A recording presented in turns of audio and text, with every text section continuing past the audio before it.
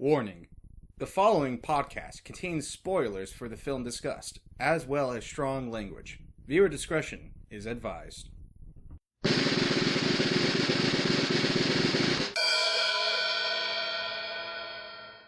Hello, Internet. This is How Have We Not Seen. I'm Mitch. I'm Juliet. I'm Nate. And Juliet, what are we watching today? Today we are watching one of my childhood favorites, Secondhand Lions. And now I'm going to ask, guys, how have you not seen this movie? It's a family classic. I've never even heard of this movie, let alone seen it. I think I may have heard of this. I think my mom likes it. But, not gonna lie, when it came to a lot of childhood movies, I did not like live action. I preferred animated I can see that. movies when I was a kid. There were a few exceptions. Biggest one, E.T. the Extraterrestrial. Oh, yeah. But freaking Secondhand Lions, no. I've never seen this movie, and I do not feel shame for not having seen this movie. Oh, you might at the end. You'll be like, God damn it, why didn't I watch it sooner? So, Secondhand Lions came out in the 1990s. It stars Michael Caine, which I did not plan on. After Muppet Christmas Carol, we're following this up with another Michael Caine movie, so that was just a happy accident. It has Robert Duvall, who is well known for The Godfather, The Judge, and he is most well known for To Kill a Mockingbird as Boo. And then we have 90s child star Haley Joel Osment. Those are our three leads. And so, I give the guys the DVD cover to look at. So now I'm going to ask the second question. What do you guys think this movie is going to be like when you watch it? The two on the cover, Michael Caine and Robert Duvall. I'm expecting perhaps best friends who live together. Okay. And they're forced to unexpectedly care for somebody. There's going to be heartwarming, there's going to be laughs, there's going to be ahs, and then there's going to be a lot of fucking crying towards the end. Okay. Mitch? I'm not sure what to expect. I mean, I'm looking at the cover right now, and I'm seeing a lion's tail, the head of what I think is a giraffe, a small dog that looks adorable, and yeah, I'm guessing something like a zoo is gonna be cared for. Okay. Well, I will tell you two things about this movie. I will give you the genre. I would classify this as an adventure family movie. An adventure family movie. Yes. I don't want to give too much away other than that, but it is very much a family movie in that this is definitely a movie where you could show it to young kids, even though there are some mature themes, but as they grow older, they will appreciate those mature themes as an adult. And there's enough action as well to keep the kids interested.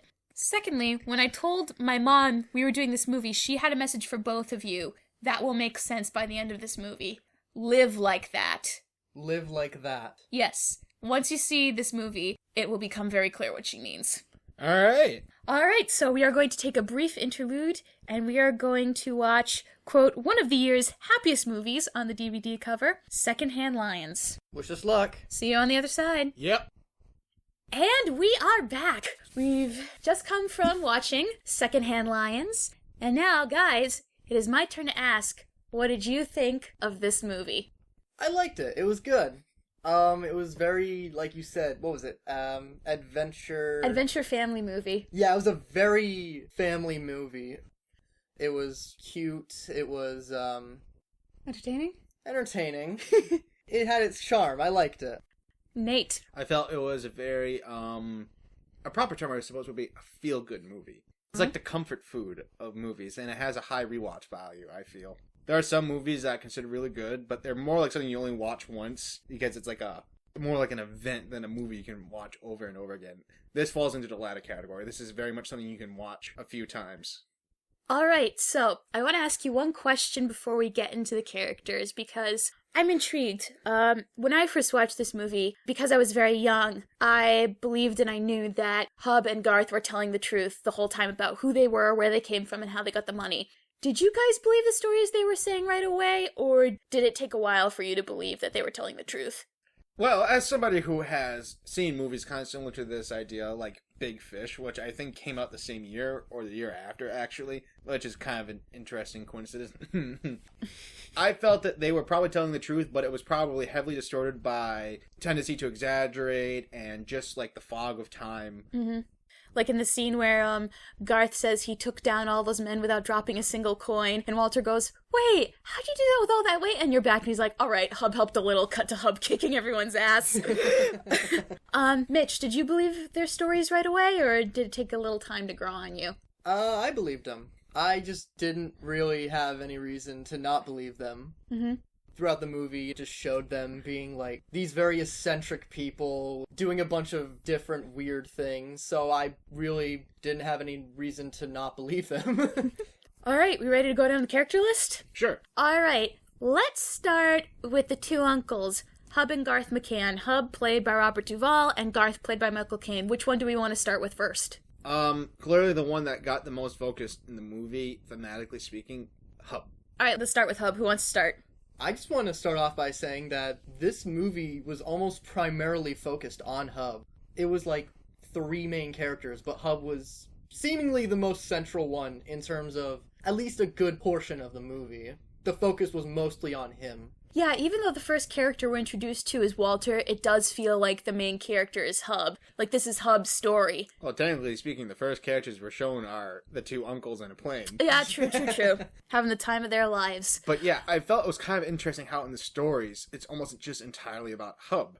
Mm. I felt like they're supposed to be the 2 crazy, badass uncles. The 2 of them. And while in the present day, we see Hub and Garth being equally badass, especially with how they're just shotgunning and flying planes and stuff like that. But in the past, Garth is kind of shown as a nerd that's constantly needing to be bailed out by Hub. I feel like that was a role that Garth had to grow into. Like, Hub was always a badass when he was young. Garth, not so much, but maybe as he got older, he stopped giving a shit, and it was just like, you know what, I could be a badass like my brother, too. I felt that could have been better demonstrated in the film. I felt like they could have shown that, as a brother, he was always going to be by Hub's side, and so if Hub was going to be a badass, then, by God, he would become a badass, but they didn't quite show that. So I feel like there were some writing issues with Garth's character in that regard, but I did like Garth as a character regardless.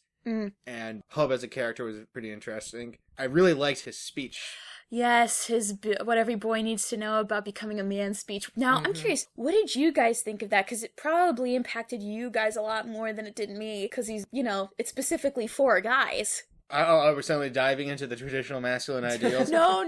Because a lot of what Hub said in that speech should just apply to people in general. It should apply to everyone, yeah. What did you guys think of that speech, though? I'm curious. Well, I mean, like he said, it was a very small portion of it, so we're not sure what to take of it in terms of an entire context of the speech. It reminded me much of a C.S. Lewis quote along that line. Basically, he said something like, there's no life value to things like companionship and blah, blah, blah, but they give life value, right? Yeah. In Hub's speech, he talks about how, even if they aren't actually true, and, that is something that people constantly debate, a person should act like they are true, that good is better than evil, that courage and virtue and honor matter, that power and money ultimately mean nothing. Even if they aren't true, you should believe in them because they are things worth believing in. And true love never dies. That is a very great... I love that speech. That was a good speech, yeah. I love how he gets emotional when giving it, too, because at the very end you can see that he's thinking about Jasmine and trying to choke back tears. Yeah, he was, visibly struggling. Oh, I did feel like there was a bit of a problematic with a bit of an issue with Jasmine.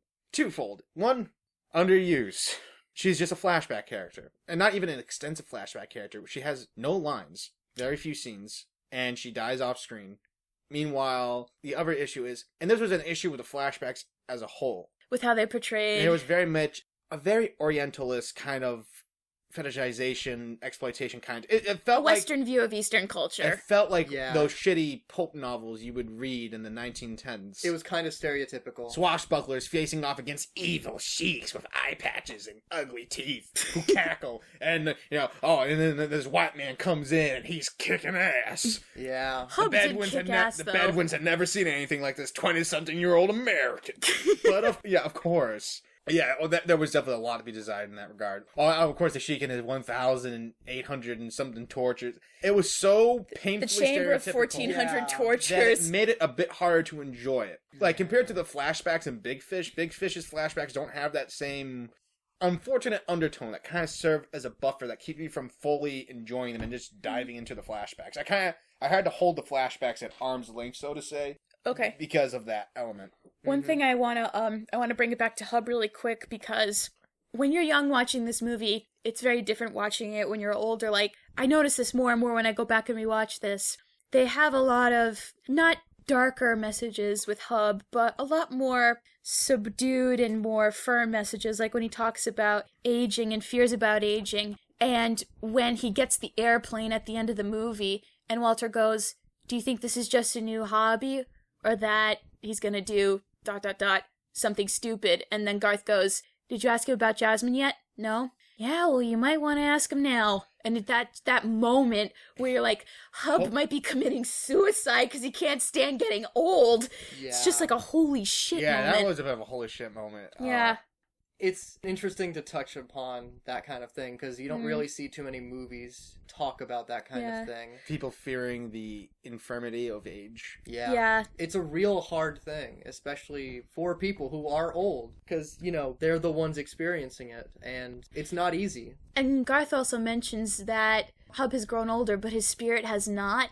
And so he probably feels trapped because he still has that young fighter inside of him, but his body's just letting him down and he can't deal with it. Exactly.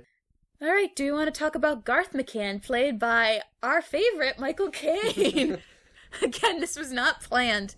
Well, we already touched a lot on him already. I mean, he was a good storyteller. There was that. I did like how he kind of presented the more sensible side of things compared to Hub's rough around the edges exterior. Yeah, and actual rough around the edges, not Stan's rough around the edges kind of. Oh, we'll get to Stan in a bit. Oh my god. I think from this point on in the podcast, we must rename Stan Shitbag. Shitbag. Let's just call him Shitbag. All in favor of calling him Shitbag? The ayes have it. All right. One thing I wanted to talk about with Garth is, what was the point you made earlier? That they didn't really accentuate the fact that he was that much of a badass? Yeah. I feel as though they kind of brought that up in the sense, they didn't make him portrayed as such a badass. They portrayed him more as, the sidekick in the duo than anything. Exactly. Second banana. Even he himself talked about how he wasn't, the biggest dick in the room. I was kind of hoping for more of just them as a pair doing stuff rather than Hub's, rivalry with the Sheik. Yeah. I was expecting more from Garth, though. I just found that interesting how they focused on only one uncle, which, to be fair, it sounds like he was the only one with a major struggle in his life. Not to say that Garth wasn't. I like how, in this movie, Garth and Hub play off of each other. Garth is definitely the not more caring, but he's a lot more open. He definitely wears his heart on his sleeve more than Hub does. A lot more gentle. Yes, and he uses that to bring out the man that his brother was by the end of the movie. And I think Hub teaches Garth that, we may be getting older, but that's no reason to lose the fire we have inside of us. I feel like also Michael Caine and Robert Duvall played off of each other really well. And I loved how whenever Michael Caine would just interact with Haley Joel Osment, he'd wink at him, make faces, they'd be sitting together. Mm-hmm. They just had a really nice relationship that built up. And that lets me to segue into this question. Were you surprised when at the end of the stories, Garth said, you want to know how this ends, you have to ask Hub? I was a little surprised, yeah. I wasn't expecting that at all, but, it made sense, I suppose. Mm-hmm. Nate? I was unsurprised. Yeah. Yeah, that's something that occurs a lot in these stories where people tell tales to... All right, before we move on to the rest of the characters, I just want to talk about the hijinks these characters get into. First, shooting the fish.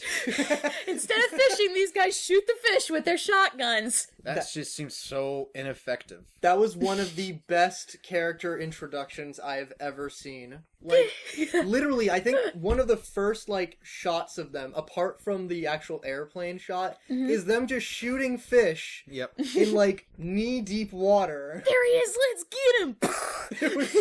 and then they're just you hire a hooker? Yeah, they see May, they're like, you stand for a hooker? In retrospect, that line doesn't make as much sense. I can't imagine Hub would ever sleep with a hooker. No, he was asking Garth. Oh. He was asking Garth, did you send for a hooker? I wouldn't imagine Garth going for, a sex worker or something. He does hint at the fact that they slept with these two sisters in France, but he doesn't tell but this Walter was the full story. Jasmine. Yeah. Ah, yes. All right. Jasmine. Shooting the salesmen that come by the house. I wish I could do that. And then when Walter goes, don't you want to see what he's selling first? Yeah, we'll see what he's selling. Then we shoot him. Oh my gosh. And then they purchase the clay pigeons. Well, it was shot put. Yep. Oh, it was a shot put. The garden seeds were so I'm surprised that was what they got scammed on, that they were all corn. Well, some seeds are more expensive than others.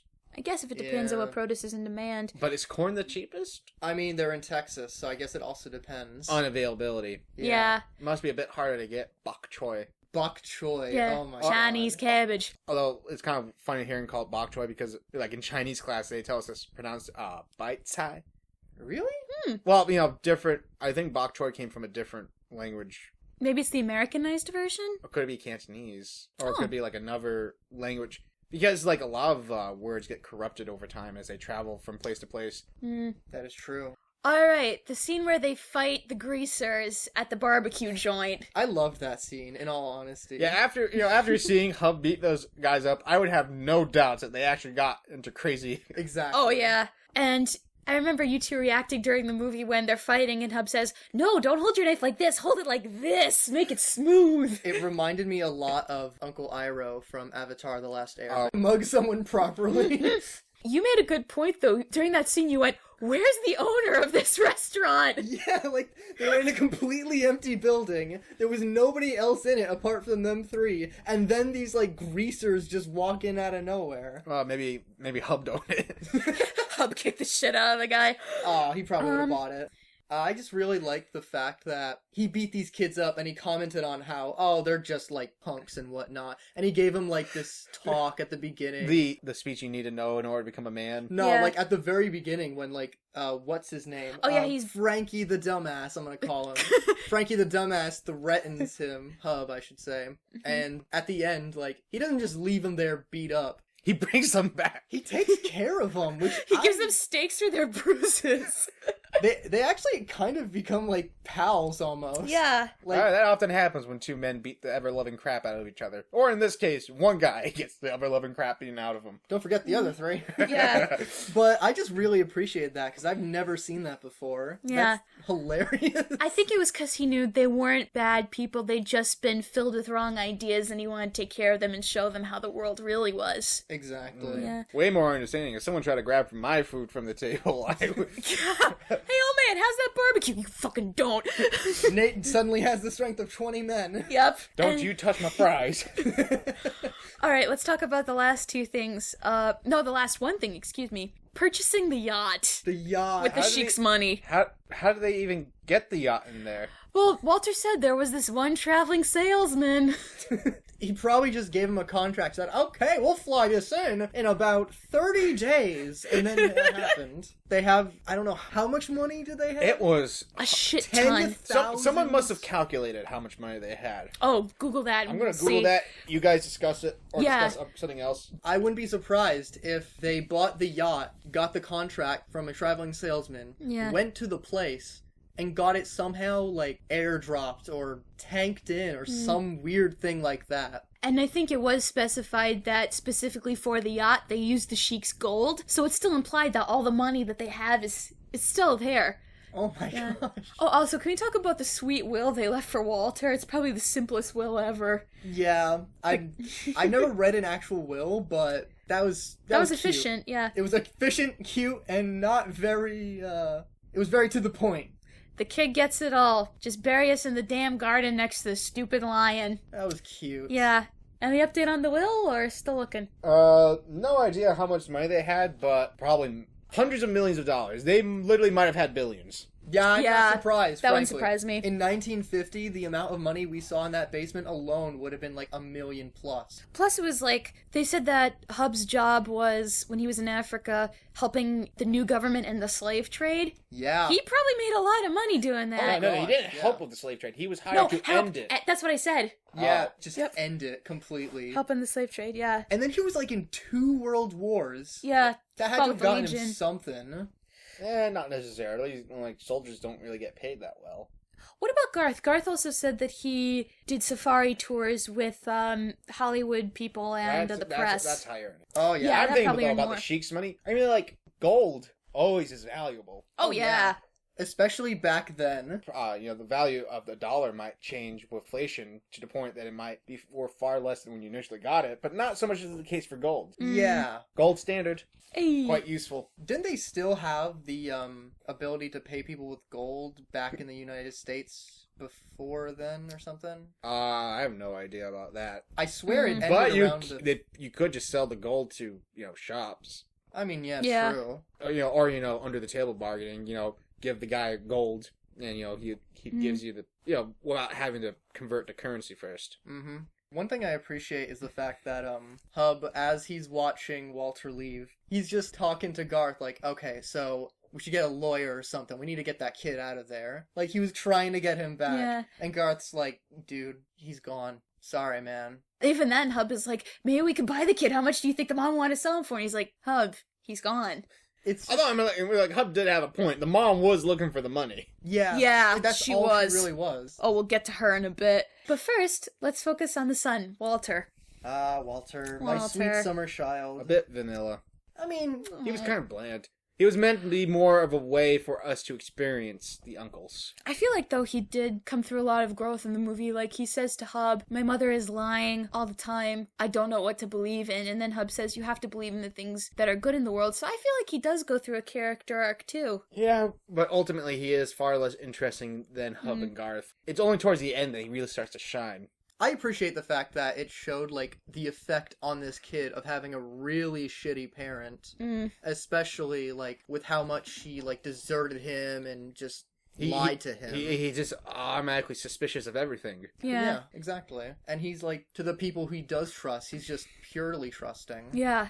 And then when you find out that his mom has lied to him before, and not only that, she sent him to the orphanage home before, too. Yeah, that is... What the hell? Yeah, I'm honestly surprised that Walter was not more screwed up. Like, in real life, he'd probably be a lot more screwed up. Like, this kid was pretty squeaky clean, so he must have found something to cling on to, if not beliefs. The poor kid was clinging on to his mom every single chance he could. Like, he had definitely some dependency issues, that's for sure. Yeah. And also, he did find something to cling on to. Garth and Hub. Garth and Hub, yeah. Do you like how the fact when he comes back, he's like, all right, I'm gonna live with you. We have some conditions. Yeah.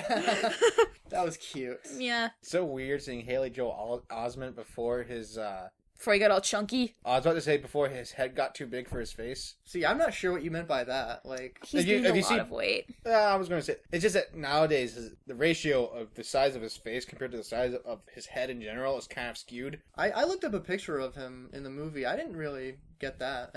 He hasn't aged well now. I mean, like, in terms of 90s child stars, he didn't go through any corruption or any... He didn't end up like the kid from Home Alone, where, like, he was exploited for money and abused, but... He didn't have, like, too much of an acting career afterward. Like, he still does stuff on occasion, but he hasn't aged the best. I also like it for Haley Joel Osment, like, he had good chemistry with Hub and Garth throughout the whole movie. Oh, yeah. And the scene where he's talking to Hub at the water, that kid could cry. Yeah. He was a very caring, sweet kid. He was a good actor. These were all good actors. Yeah, they're all good actors, yeah. Like, even the mom and, what was his name? Stan... Shitbag. We christened him Shitbag, remember? Me. But they were all good actors. They were. Like, someone's a good actor if they're meant to play a really shitty character and they make that character shitty with gusto. Yep. Like, especially those family members who were trying to... The Sackville Bagginses, oh, yeah. Well, yeah, that's the nickname you came up with for them. Because they don't have names. They were so... They were such background characters. They were literally not named. I loved that. But you could tell...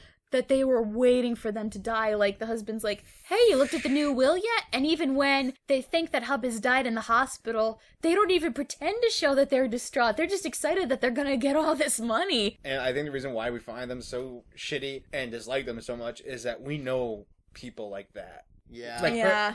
I've seen family members acting like that. I have too. It is just disgusting. Yep. I just like the fact that you could tell from the beginning of this movie, no one gave an actual fuck about Hub and Garth. But as soon as, like, Walter comes into the picture, they actually start developing a relationship. Yeah. And I kind of like to see the whole salesman thing as almost like a metaphor for how they're willing to open up to other people and, like, interact with them. Now that they have this kid in their life. Exactly. Like, he was a good positive influence because if he wasn't there, they would just shoot literally everyone that came into the picture. Yeah. If they were a salesman, that is. And they wouldn't really even, like, talk to anybody. They would just sit there and wither away. But the fact that they opened up and, like, started connecting with other people, I felt was really cute and whatnot. I also love how Hub and Garth are literally willing to do anything to get these relatives to go away. I mean, the reason they keep Walt around is because they say, listen, kid, if you stay with us, it's going to piss our relatives off and they just might leave. Will you stay for us? And then The lion. The lion. They keep the lion because it pisses off the relatives. They buy the shot put because it pisses off the relatives. They just want these guys to just fuck right off. Just masterful trolling. They're like Diogenes to Plato. Oh, that's such a good joke. Oh. All right. Do we feel like we've touched upon Walter enough, or do we want to say a bit more before we move on to his garbage mother? Let's go to the garbage mother. All right, garbage mother. Yeah, screw her. Mother of the year, right there. Bravo. Oh, God. She abandons her son all the time. She also she basically only drops her kid off there because she wants him to find Hub and Garth's money. Doesn't care about these two men at all. And then you realize that she starts dating this shitbag guy who gets attacked by the lion. She's like, oh, I'm just going to drop him off in Las Vegas so he can get back on his feet. And then you realize she's going to stay with him and marry this guy even after he attacked her son. Or how about the fact that she, when he said, we're going to have a chat man to man, I bet she knew what was going to happen. Yeah, she didn't even go after him, and she could see that Walter was being dragged by this dude. I'd like to say she didn't know that he was gonna, beat the shit out of Walter, but... I don't know, she's a shitbag. That's wishful thinking. Yeah. I mean, I do kind of, I find it interesting how they talk about how, shitbag was beating the mother, May, I believe her name was. Yeah, has he hit you yet? Mind your own business. Yeah, they kind of touched upon it at the very end, where they're talking about how the mother is, always looking for a man to depend upon, which... is a good recipe for a broken home kind of situation, especially with how dependent Walter is with his mom. It kind of reminded me of Audrey from Little Shop of Horrors. That's what I was thinking too. And yeah, but bad mom situation though. Yeah, and especially the line where Walter says, "You think a new boyfriend's going to solve everything." But they get worse and worse, and he's the worst of them all. Exactly. Yeah. I don't feel pity for her, though. She's in a hell of her own making. Yeah. And also, you mentioned the line where Walter gets the letter from court reporting school, and the postmark is Las Vegas. Yep. Yeah, he went, did she think that he would be dumb enough to not even look at the postmark? I mean, there's nothing to talk about with shitbag as well. Yeah, he's just a piece of shit crook that also wants Hub and Garth's money.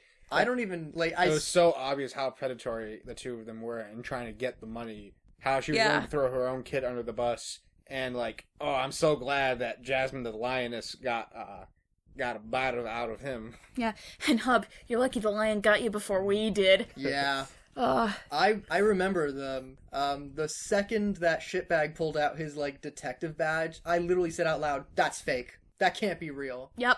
There's no fucking way. I swear he's not real. And you could also see him and Walter's mom coming up with these lies on the spot about Hub and Garth being gangsters.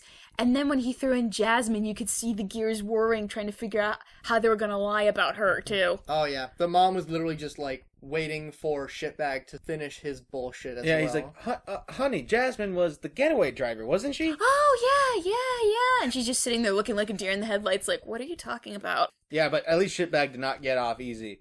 No. Good old mauling from a lioness. 3-inch long fangs, 3-inch long claws. Vicious. Meant to kill animals that weigh 1,000 pounds more than he does. Speaking of, let's talk about her, the lioness Jasmine. And let's talk about why Hub and Garth bought her in the first place. It was kind of fucked up that they were just going to shoot a lion. I mean, yeah. Yeah. Especially in the aftermath of increasing pushback against poaching. Yeah. Especially back then. Dicks out for Harambe. Dicks out for Harambe. But, yeah, they wanted to shoot the lion to put it over the fireplace, and Walter's like, you don't have a fireplace, and Hub's like, we'll buy one. But the fact that they didn't know where this thing was coming from, how old she was. That's why it's called Secondhand Lions. Or the fact that she was a she. Yeah.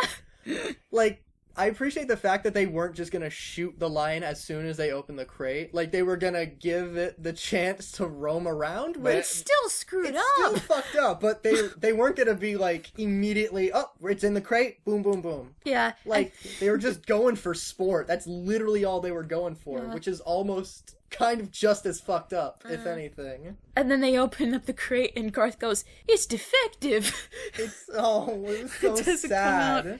Well, as we saw with the attack on Shitbag. Hey, she might have died from a heart attack halfway through, but Shitbag ain't gonna forget that. I do love that line, though. She was defending her cub. Especially considering big cats are known for having a lot of infectious bacteria. I wouldn't be surprised if he got a nasty infection from that afterwards. And considering the mauling, how long she was mauling him for, she got good swipes at him. His arms are probably going to be fucked up forever. His face is going to be mangled. Also, after Hub broke his nose while he was in the cast. Oh yeah.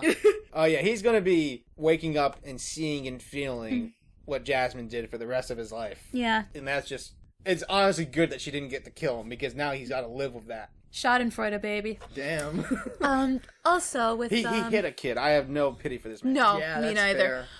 Letting Jasmine the lion roam around in the cornfields. I actually really found What was she eating during that time? Walter was feeding her. Yeah, he said he was feeding her steak. Yeah. Is that where the pig went?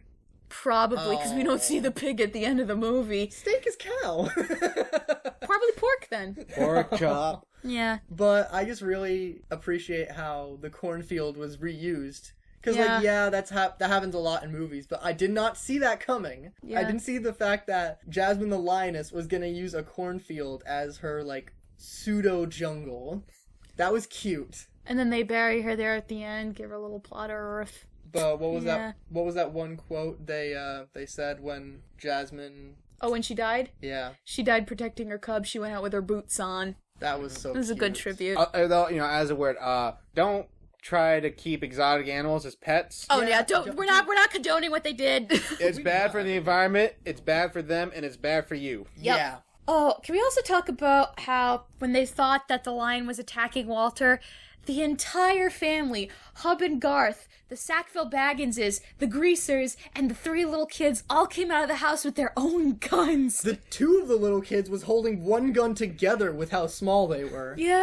Yeah, that was a bit weird. That was a bit weird, but I liked it. We're such northerners, we don't understand this. It showed everyone except Hub and Garth were kind of shitbags, but hey, they're not gonna let a kid die. Yeah, they all got the guns, and then, nope, Lion's just licking his face and playing with them. It also gave a little bit more redeem points for the Greasers. Yeah. Alright, do we want to talk about the real Jasmine and the Sheik? I mean, we touched upon them briefly. Like I said before, There's not much. a very uncomfortable Orientalist undertone. Yeah. You know what I'm surprised by? The fact that Disney didn't sue their ass for having another Princess Jasmine in this movie. God damn it. You can't just sue it. Especially considering there's how many people are actually named Jasmine in real life. True. You can't sue somebody because of that. I never really thought about that, actually. I don't know, because, I know this came out after Aladdin, so maybe Disney could have argued that they just ripped this character off of them. I don't know. I mean, it wouldn't surprise me if Disney tried something like that. Alright, Mitch, you have a couple of moments from the movie written down. Let's talk about what you got. Let's see here. Yeah, why not? I just love the fact that when they're bringing in, Jasmine the lioness, there's just the immediate shot of a worker with Acme on their back. That's such an old school, silly thing. I just loved it. Living in our current time, I've only seen Acme from literal Looney Tune cartoons. Same. Did this even exist? Acme? Isn't there a place called Acme Hardware? Is that a thing? Yeah, Acme Hardware does exist. It exists right now? I don't know if I it think exists so. anymore, but it exists in the past. I think that was, the topic of a Looney Tune cartoon or, an article in The Onion where Wile E. Coyote sued the Acme company for selling him defective products and blamed them for never getting the Roadrunner. Are you serious? Yeah, my dad told me about that. Oh my gosh, that's hilarious. Yeah. And as long as we're touching upon Acme, can we talk about the fact that Purina Lion Chow really does exist? That's insane, yeah. Yeah. It's not just for cat food, they feed it to lions. I mean, That can't be good for a lion.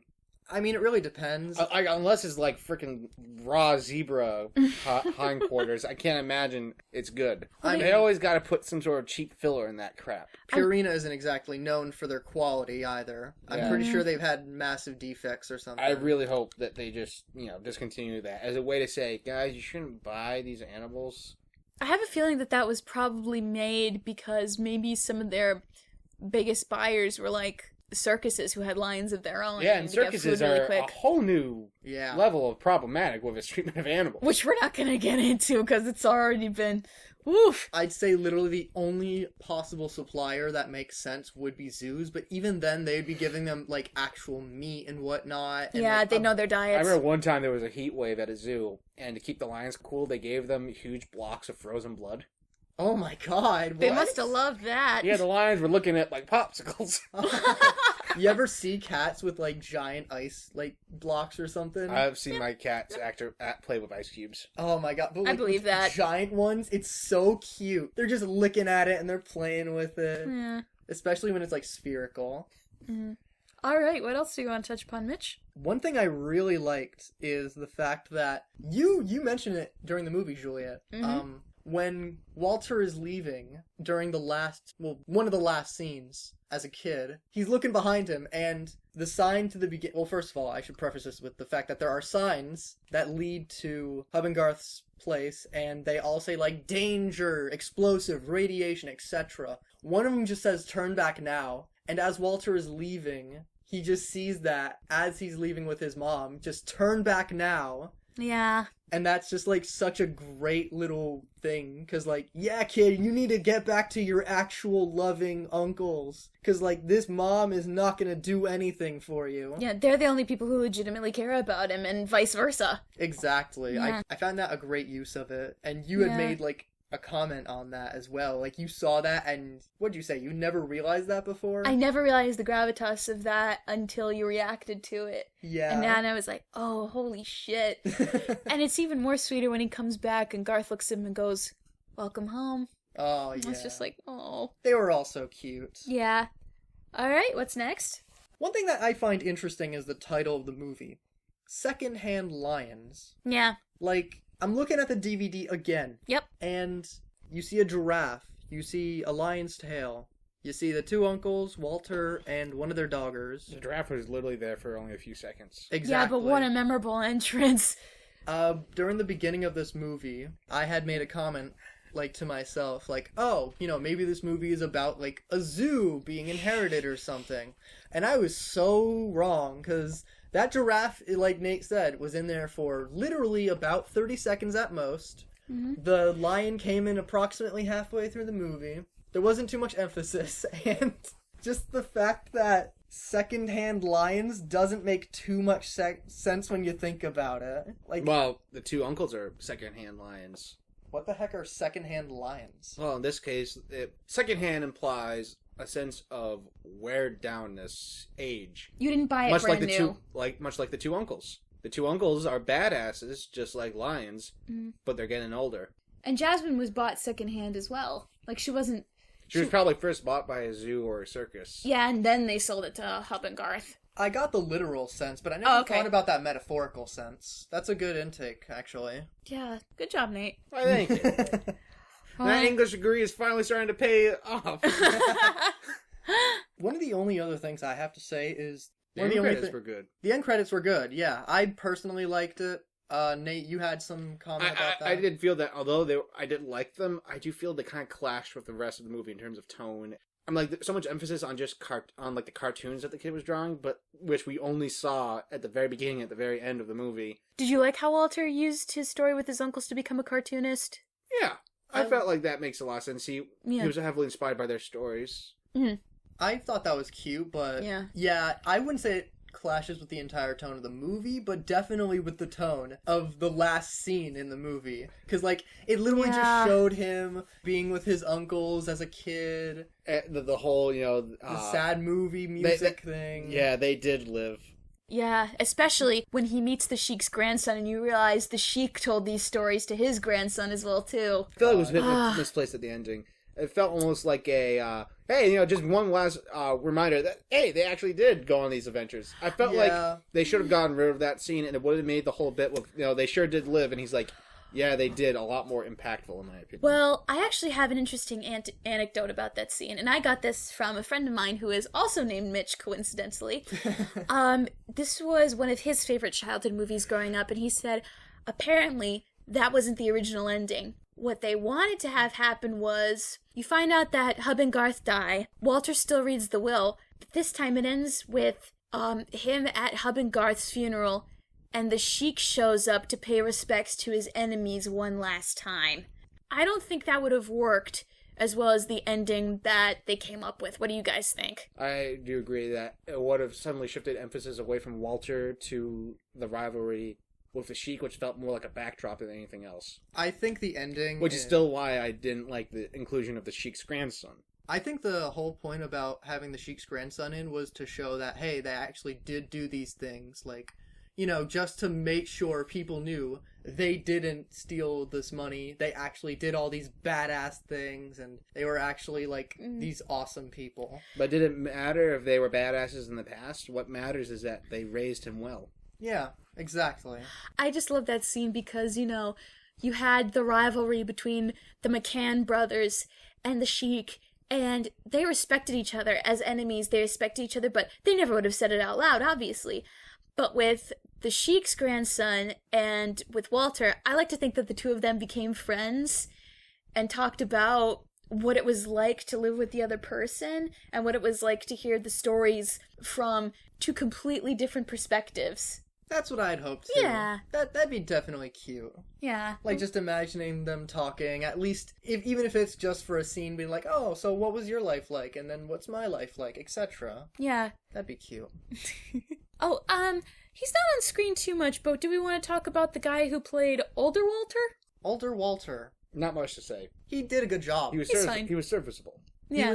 I thought he did a pretty good job reading the will, because you could see the emotions, like, coming up from the surface. And that's all they needed him for. Yep. Yeah. And the emotion as soon as he got the phone call to informing them that he died. And also when the sheriff says to him, they died with their boots on as a callback to when Jasmine died. I just thought that was a good touch. I just like the shot of the plane just embedded in the barn. It's such a silly shot, but, like, it's also really tragic. And also, one little detail is, I noticed this right away when Walter drives back to the house. There he did it. Like, as soon as he came in, it's like, I don't know if you guys saw this, but they cleared the path, they planted grass, they put stones, and they repainted the house white, and they gave the shutters on Walter's window a coat of red paint. I noticed a little bit of redecorating, but I didn't realize that they did, like, the stone and the grass and everything. I think it shows that they took him seriously when he said, these are the conditions if I'm going to live with you. Things need to change. They became his parents, basically. Yeah. I really loved that. This was a good story. Yeah. All right, have we said everything we need to say about this movie? Any last things we want to mention before final thoughts? No, I'm good. Let's go with final thoughts. Mitch, you first. My final thoughts of the movie. I thought it was very cute. It definitely gave, you know, the whole feeling of an adventure comedy with, like, you know, a lot of family values and whatnot. And in that respect, I actually found it interesting how they talked about, you know, Walter's mom and, like, how not only how much of a shitbag she was, but how much, you know, she had her own issues, which definitely contributed to the fact that she was not treating him well. Mm. And in the end, yeah, I just liked the movie a lot. Nate? I felt it was a good comfort movie. High rewatch value. The two uncles are great. I wish Garth got more emphasis. I liked Hub. Walter was serviceable. He started shining towards the end, especially with his dynamic with the whole mistrusting the mother. Shitbag is still a shitbag. Yep. And it was overall a good movie. I would watch it again. It's very good. I would too. I will say from my final thoughts that this is a movie where it gets better as you grow up, because for me, you admire these men and what they did when you're little, and when you grow older, you understand what these men were talking about, and you fully appreciate why you loved them and idolized them so much as kids, because they lived by their deeds and they lived by what they said. So I would definitely say, just watch this movie if you want a feel-good movie about how to be a good person, how family doesn't have to be your mother and father. It can be anyone who loves you and who cares. And definitely check it out if you want to feel good and you want to see good people. All right, then. Mitch, it's your turn to announce what next episode's movie is going to be. And he's been withholding it from us. He hasn't dropped any hints at all. Mm-hmm. I mean, I technically have. Wait, what? Oh yeah, you did. You did? He said we would need subtitles. Oh, yeah. So... Alright, Mitch, tell us. Well, the movie we're going to be watching next episode is a wonderful movie called Loving Vincent. Oh, yay! I'm excited! Is that the movie about Vincent van Gogh? It is indeed the movie about Yes. Vincent van Gogh. Oh, my father loved it. I wanted to see that movie so bad. I'm not going to say too much about it, but Spoiler alert, does he cut off his ear? that is a part of the movie. I'll give you that. But I felt as though it was a good movie My to dad, talk about yeah, Vincent van Gogh. Dad told me what they did in terms of the visual aspects of the movie, which I won't tell Nate, but it's brilliant. I'm honestly surprised it didn't win an Academy Award, but of course Disney beat them with Coco. I'm very excited to talk about this movie next time. Fucking Disney. Let's hope they don't sue us. Alright, so thank you for tuning in to another episode of How Have We Not Seen? We will be signing off, and we will see you next episode with Mitch's pick, Loving Vincent. See you guys, hope you enjoyed. Bye, have a beautiful time. See you later. Like and subscribe.